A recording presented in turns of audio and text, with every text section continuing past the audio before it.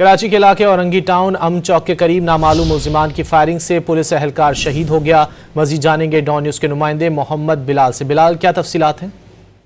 जी बिल्कुल, देखिए मंगोपीर थाने की हदूद है औरंगी टाउन खैराबाद में अमन चौक के करीब मोटरसाइकिल सवार मुल्जिमान की जानिब से फायरिंग की गई। फायरिंग के नतीजे में पुलिस एहलकार शहीद हो गया है, जिसकी लाश को ज़ब्ती कार्रवाई के लिए अब्बासी शहीद अस्पताल मुंतकिल कर दिया गया है। जबकि वाक़े के बाद चावको पर पुलिस की भारी नफरी भी पहुंची है। पुलिस की जानिब से तमाम शवाहिद इकट्ठे करने का सिलसिला जारी है। जबकि पुलिस हुकाम की जानिब से ये बताया गया है कि एहलकार की शनाख्त इमरान के नाम से कर ली गई है।